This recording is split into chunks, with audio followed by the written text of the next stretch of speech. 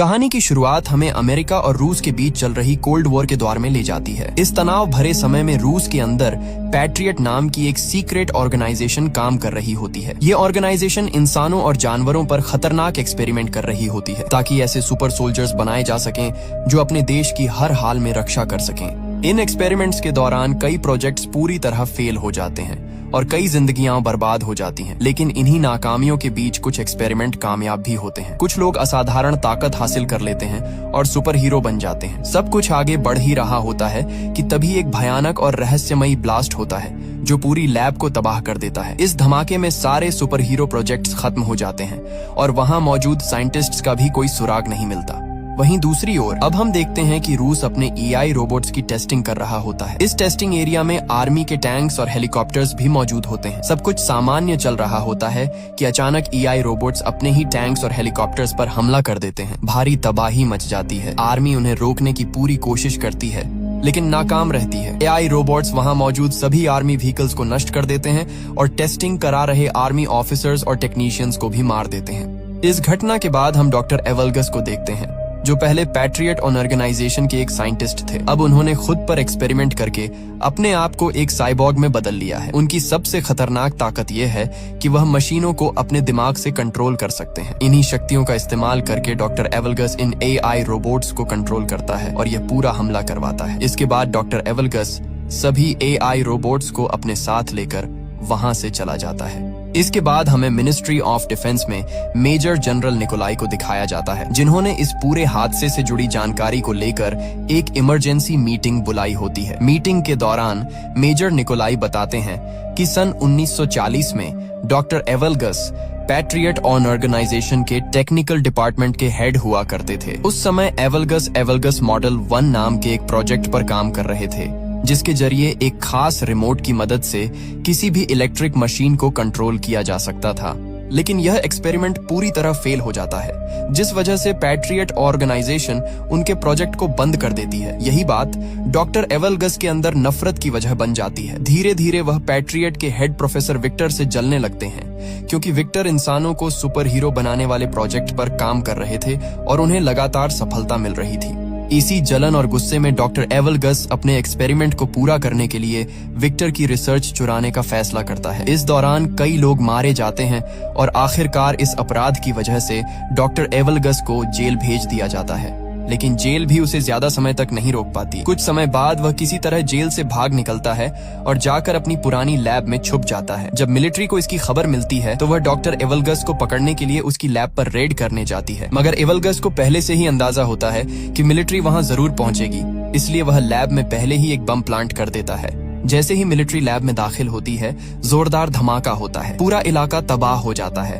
और वहां मौजूद सभी मिलिट्री पर्सनल मारे जाते हैं। लैब पूरी तरह से डिस्ट्रॉय हो जाती है। इस एक्सप्लोजन के बाद मिनिस्ट्री ऑफ डिफेंस को यही लगता है कि शायद डॉक्टर एवलगस भी इस धमाके में मारा गया है, लेकिन हकीकत इससे बिल्कुल अलग होती है।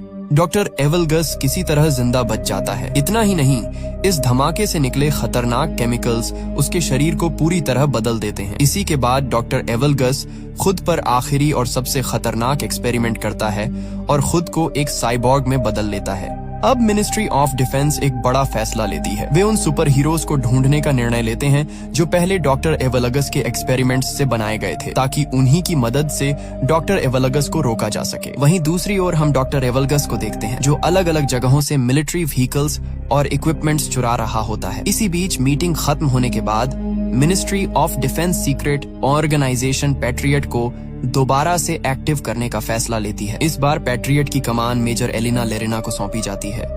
मेजर एलिना अपनी टीम बनाती है और सुपर हीरोज को ढूंढने का मिशन शुरू करती है जिसे नाम दिया जाता है गार्डियंस। थोड़ी रिसर्च के बाद टीम को सुपर हीरोज की लोकेशंस का पता चल जाता है जिसके बाद मिलिट्री उन्हें खोजने के लिए निकलती है। सबसे पहले वे लर नाम के सुपर हीरो तक पहुंचते हैं जो आर्मेनिया के एक पुराने टेम्पल में रहता होता है। अब वह दुनिया से कट चुका होता है और एक सन्यासी की तरह जिंदगी जी रहा होता है। मेजर एलिना वहां पहुंचकर उससे बात करती है और उसे पैट्रियट प्रोजेक्ट में वापस आने के लिए कहती है, लेकिन लर साफ मना कर देता है। गुस्से और दर्द के साथ वह अपनी ताकत दिखाता है और वहां पड़े भारी पत्थरों को हवा में उड़ा देता है जिससे माहौल एक बार फिर तनाव से भर जाता है। मगर जब एलिना लर को डॉक्टर एवलगस और हाल ही में मिलिट्री ट्रेनिंग बेस पर हुए हमले के बारे में बताती है तो लर का रवैया रवैया बदल जाता है। डॉक्टर एवलगस्ट का नाम सुनते ही उसके चेहरे पर गुस्सा साफ नजर आने लगता है। आखिरकार वह पैट्रियट प्रोजेक्ट में काम करने के लिए मान जाता है, क्योंकि अब वह डॉक्टर एवलगस्ट से बदला लेना चाहता होता है। इसके बाद हम खान नाम के एक और सुपर हीरो को देखते हैं। कुछ एजेंट्स उस पर अपनी कारों से हमला कर रहे होते हैं, लेकिन खान के पास सुपर स्पीड और घातक सुपर ब्लेड्स की ताकत होती है।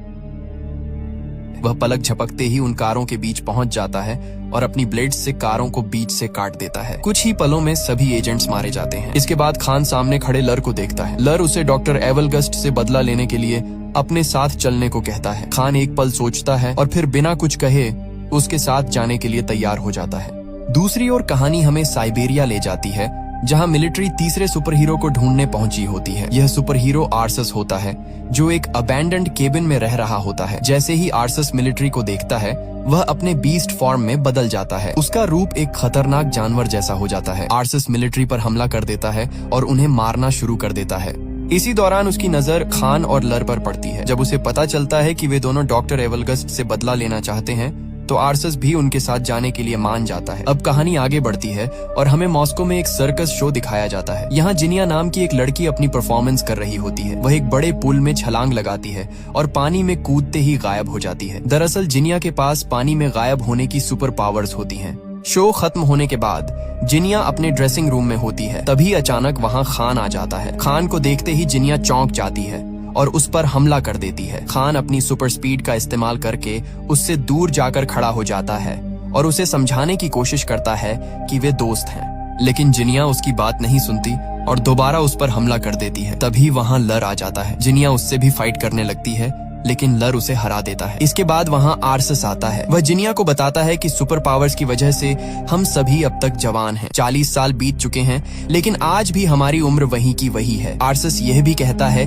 कि जिसने हमें ऐसा बनाया है, अगर तुम भी उससे बदला लेना चाहती हो तो तुम हमारे साथ आ सकती हो।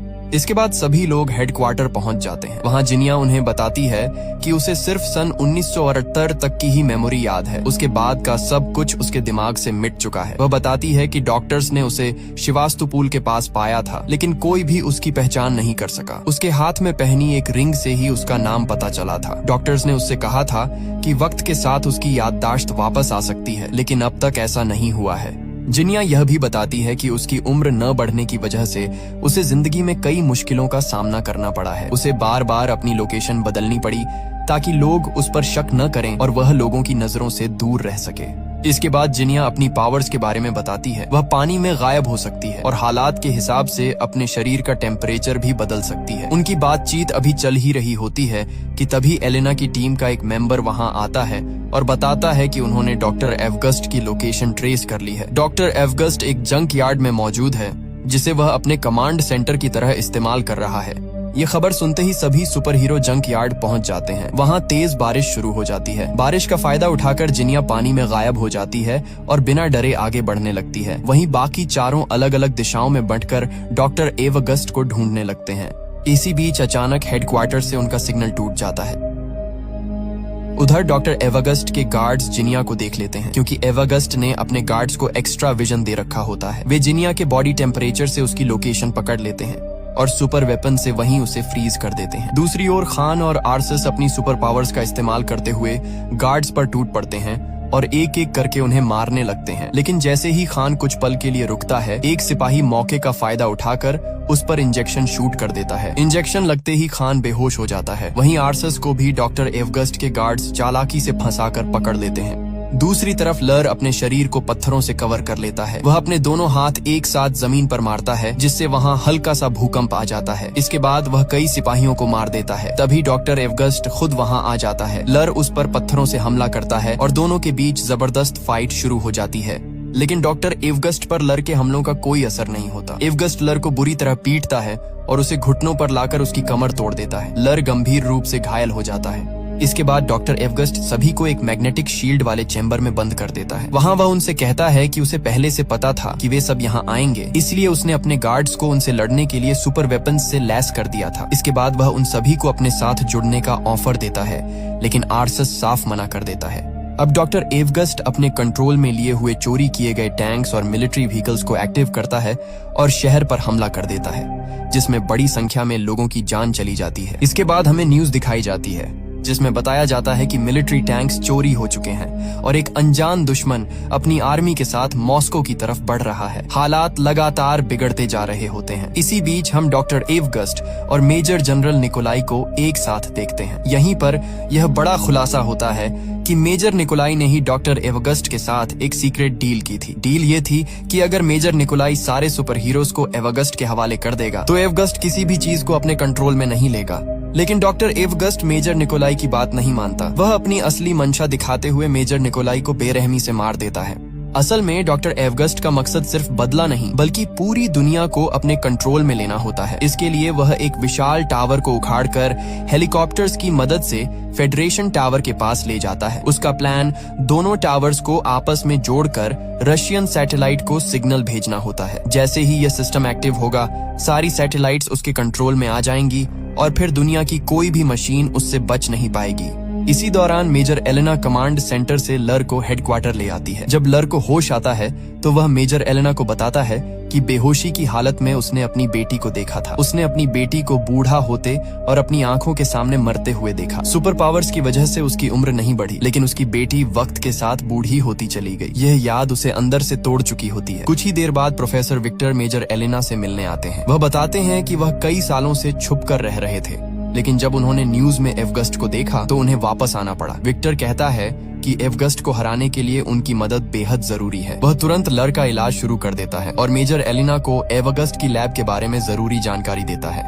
इसके बाद मेजर एलिना अपनी टीम के साथ एवगस्ट की लैब पर पहुंचती है। वहां वे सभी गार्ड्स को मारकर गार्डियंस को आजाद करा लेते हैं। आर्सस मेजर एलिना को बताता है कि हर दिन वह एक जानवर में बदलता जा रहा है और उसे डर है कि कहीं वह हमेशा के लिए जानवर ही न बन जाए। एलिना उसे भरोसा दिलाती है कि ऐसा कभी नहीं होने देगी और शायद प्रोफेसर विक्टर उसे ठीक कर सकें। उधर हम प्रोफेसर विक्टर को एवगस्ट की लैब में उसके प्रोजेक्ट्स की स्टडी करते हुए देखते हैं। तभी अचानक वहां डॉक्टर एवगस्ट आ जाता है। विक्टर उसे देखते ही कहता है कि उसने उसके साथ धोखा किया है और सुपर हीरो प्रोजेक्ट पर अकेले काम करके उसके साथ गलत किया है। एवगस्ट गुस्से में कहता है कि अब वह पूरी दुनिया को बताएगा कि असली जीनियस कौन है। यह कहकर वह वहां जहरीली गैस छोड़ देता है और चला जाता है, जिससे विक्टर बेहोश हो जाता है। इसके बाद डॉक्टर एवगस्ट दोनों टावर्स को जोड़कर स्पेस ट्रांसमीटर को सेट करता है। जैसे ही वह सिस्टम को एक्टिव करता है, मेजर एलिना और उसकी टीम को इसकी जानकारी मिल जाती है। मेजर एलिना तुरंत फाइटर जेट्स को डॉक्टर एवगस्ट पर हमला करने का आदेश देती है,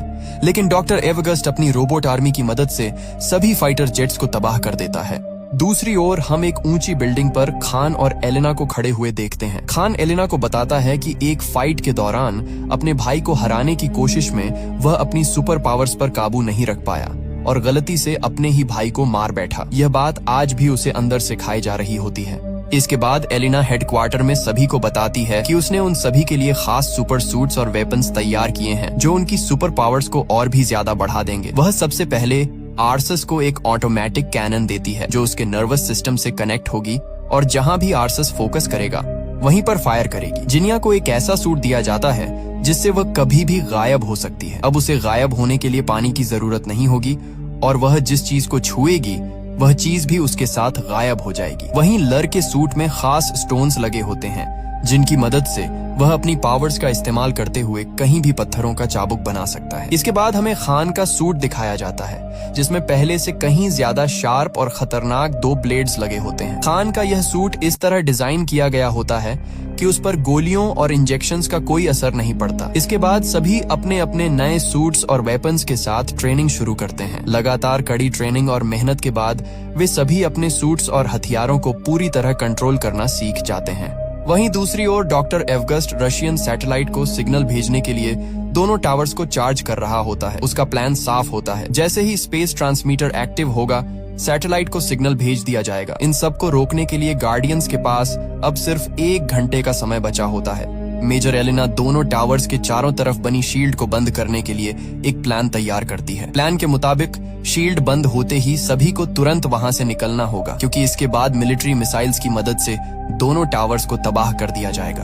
प्लान के अनुसार सभी आगे बढ़ते हैं। लर एक सीक्रेट टनल की मदद से पहले टावर में घुस जाता है और अपने इलेक्ट्रिक चाबुक से वहां मौजूद सभी गार्ड्स को मार देता है। दूसरी ओर आर्सस अपने ऑटोमेटिक कैनन से दूसरे टावर के गार्ड्स को खत्म करता है, जिसमें जिनिया गायब होकर उसका साथ देती है। गार्ड्स को मारने के बाद जिनिया और आर्सस लर के पास उसकी बिल्डिंग में पहुंच जाते हैं। इसी दौरान खान भी अपने प्लेन की मदद से दोनों टावर्स के पास पहुंच जाता है, लेकिन तभी डॉक्टर एवगस्ट के AI रोबोट्स खान के प्लेन पर हमला कर देते हैं। हमला इतना जबरदस्त होता है कि प्लेन पूरी तरह डैमेज हो जाता है। खान को प्लेन से कूदने में परेशानी होने लगती है। उधर लर, जिनिया और आर्सस एक बहुत बड़े पाइप पर चलते हुए डॉक्टर एवगस्ट के मेन टावर की तरफ बढ़ रहे होते हैं। तभी एवगस्ट के गार्ड्स वहां पहुंच जाते हैं और उन पर फायरिंग शुरू कर देते हैं। गोलियों की बौछार के बीच आर्सस का पैर पाइप से फिसल जाता है और वह नीचे लटक जाता है।